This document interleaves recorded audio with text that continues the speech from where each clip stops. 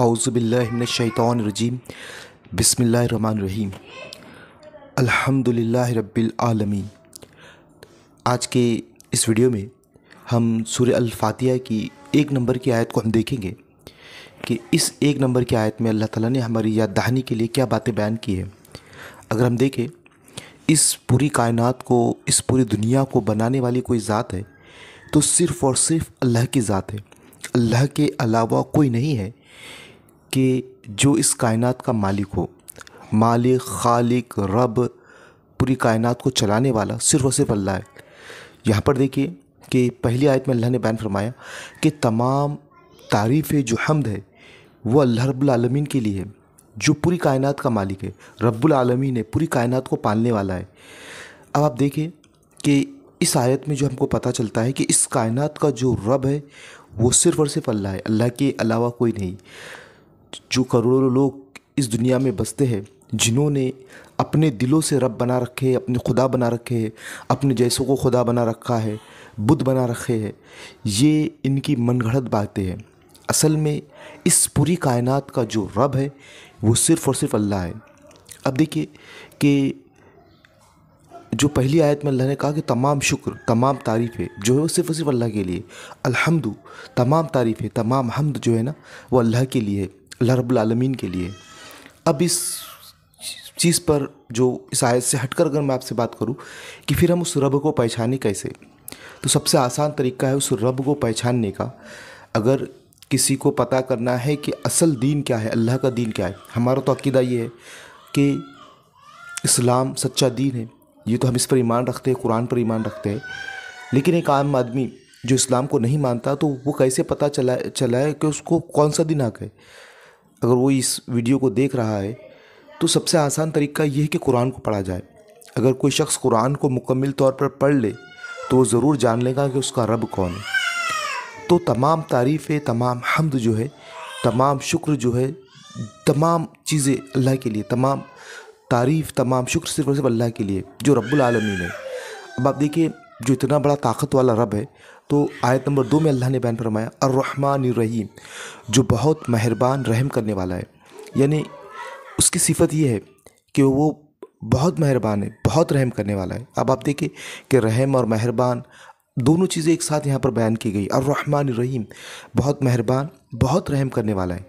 मालिकी यौमिद्दीन, देखिए कि जब इस पूरी कायनात का मालिक अल्लाह है, उसकी सिफत ये है कि वो बहुत मेहरबान और रहम करने वाला है।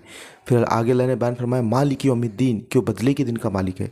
यानी ये दुनिया सब कुछ नहीं है, ये हमारी दुनियावी ज़िंदगी इख्तिताम नहीं है, ये हमारी दुनियावी ज़िंदगी आखिरी नहीं है, बल्कि जिस तरह से हमको वो ज़िंदगी मिली है, तो मौत के बाद अल्लाह ताला आखिरत कायम करेगा और उस दिन का मालिक जो होगा वो सिर्फ़ और सिर्फ अल्लाह ताला होगा। मालिक यौमिद्दीन, कि उस दिन कुल्ली अख्तियारात जो होंगे वो सिर्फ़ और सिर्फ अल्लाह के पास होंगे।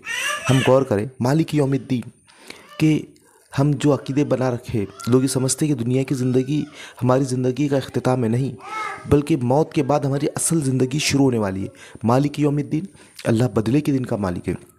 फिर अल्लाह ने एक दुआ सिखाई है, जो अपने बंदों से एक अहद लिया है, क्योंकि सूरह नहल में अल्लाह ने कहा कि नबी करीम सल्लल्लाहु अलैहि वसल्लम, हमने तुमको ऐसी 7 आयतें दी है जो बार बार दोहराई जाने वाली है। अब आप देखिए, यहाँ पर बंदा दुआ कर रहा है या अल्लाह ताला से अहद कर रहा है। यहाँ तक तो अल्लाह ताला की तारीफ़ें की गई कि तमाम तारीफ़ें अल्लाह के लिए है, जो रब्बुल आलमीन है, पूरी कायनात का मालिक है, पूरी कायनात का रब है। या का मालिक यौमिद्दीन, फिर कहा गया रहमानिर रहीम, कि बहुत मेहरबान, रहम करने वाला है, बदले के दिन का मालिक है। और फिर इसके बाद यहाँ पर दुआ की, बंदा दुआ कर रहा है अल्लाह के सामने, क्योंकि हम नमाज में पढ़ते हैं, हर रकात में हमको पढ़ना ही कंपलसरी है। तो ये दुआ की जा रही, इय्याका नअबुदु व इय्याका नस्तईन, कि हम तेरी ही इबादत करते हैं और तुझी से मदद मांगते हैं। यानी इबादत अगर किसी की जाएंगी तो सिर्फ़ और सिर्फ अल्लाह ताला की जाएंगी। सूरह ज़ारियात में अल्लाह ने बयान फरमाया वमा खलक़तुल जिन्न वल इंसा इल्ला लियाबुदून, हमने जिन और इंस को सिर्फ़ और सिर्फ अपनी इबादत के लिए पैदा किया है। तो हम यहाँ पर अहद ले रहे हैं कि इय्याका नअबुदु व इय्याका नस्तईन, अल्लाह ताला हम सिर्फ तेरी इबादत करते हैं और इबादत नहीं करते। नस्तईन, हम तेरे ही से ही मदद मांगते हैं, तुझे ही से मदद मांगते हैं। जब हमको किसी भी चीज़ की ज़रूरत होगी, कोई मुसीबत पेश आएंगी, कोई ज़रूरत लाहक होंगी, तो हम मांगेंगे तो सिर्फ़ और सिर्फ अल्लाह ताला से मांगेंगे। अल्लाह के अलावा हमको कोई देने वाला नहीं।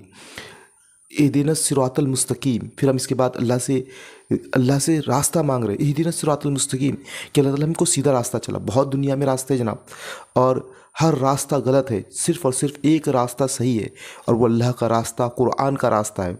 तो बंदा दुआ कर रहा है अल्लाह से कि अल्लाह ताला वो रास्ता बता जो सीधा रास्ता है, जो जन्नत की तरफ ले जाता है, जो कामयाबी की तरफ ले जाता है, जो हकीकी कामयाबी की तरफ ले जाता है। सिरातल लजीना, फिर और रास्ते को दुआ के ज़रिए से बताया गया कि सिरातल लजीना अनअमता अलैहिम, रास्ता उन लोगों का जिन पर तूने इनाम किया, यानी उन लोगों का रास्ता बता जो तेरा पसंदीदा रास्ता है, जो जिन पर चलकर लोग कामयाब हुए। इहदिना सिरातल मुस्तकीम सिरातल लजीना अनअमता अलैहिम गैरिल मग़ज़ूबि अलैहिम वलज़्ज़ालिन, और उन लोगों का रास्ता मत बता जिन पर तेरा गज़ब हुआ।